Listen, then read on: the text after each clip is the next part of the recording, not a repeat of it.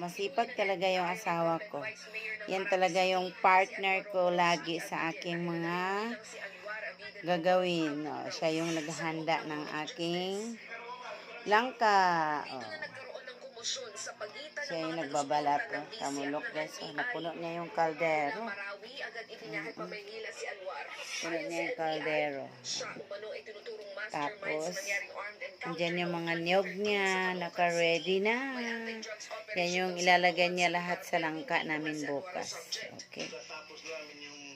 So,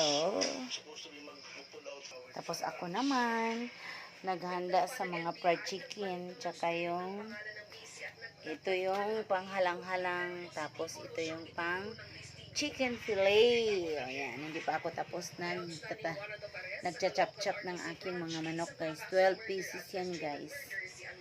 O diba?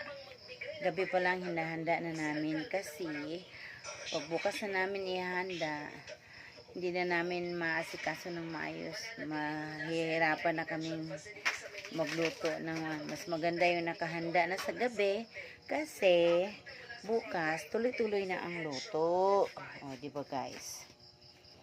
Guys, magluto na mi sa amo ang paninda. Nanakoy fried chicken. And then pork steak. Ito na yung pinakahanap buhay namin ng buong pamilya. Ito na yung bread and butter namin. Ayan. Nakaluto na rin kami ng langka, guys. So, pasensya na kayo sa aking Tagalog na binatog.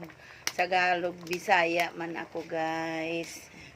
O, yan. Nagpainit na rin ng mantika yung mister ko para sa fried chicken namin. O, araw-araw, ganito ang trabaho namin, guys. O, madaling araw pa lang, magluluto na kami. Alas 4 pa lang. Ang aming pork stick, ihulog na namin. Ibalik na namin siya sa aming panagpiritohan. Pasensyahan nyo na ang aking mga Tagalog. Dahil Bisaya kasi kami eh.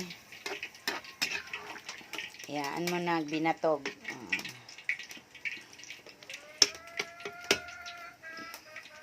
Kasi pag hindi rin kami magtitinda, wala rin kaming kakainin. Kasi mahirap naman umasa. O, diba guys? O, dapat magbanat ng buto habang hindi pa gurang na gurang. 57 pa naman ako eh. Di pwede pa maghanap buhay. Gagawa ako ng gravy para sa aking fried chicken. Tapos naman yung anak ko, ang bilis niya magtatakal ng ulam, oh. Ayan, oh. Galing-galing na niya, oh. Ang dami na niyang naubos na binabalot ng ulam. Tapos yan, isusunod naman niya yung pagbabalot nitong aming beef mechado. O, diba? Sarap-sarap tingnan, guys, oh. Bili-bili na kayo, mga suki. Sa aming mga panindang ulam, maraming klase, araw-araw, iba't ibang klaseng ulam niluluto namin. O, see. Ngayon, yung mayroon kaming pork steak, beef mechado, halang-halang.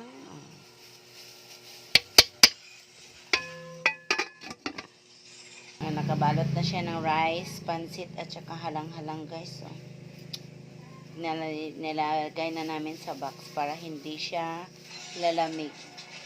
Na, malapit na rin maluto yung aming pork stick. Oh. Fried chicken na namin, oh. Guwapa, maganda. Diba? Kaya, madali siya. Ang ganda niyan pag naluto, guys. Malutong. Okay. Para siyang Jollibee ang templa. Pero hindi kami gumagaya sa Jollibee. Kasi kaya mayroon kaming sarili namin templa. Yan yung langka. Ito yung kusina namin, guys. Kahoy kasi yung ginagamit namin. Okay.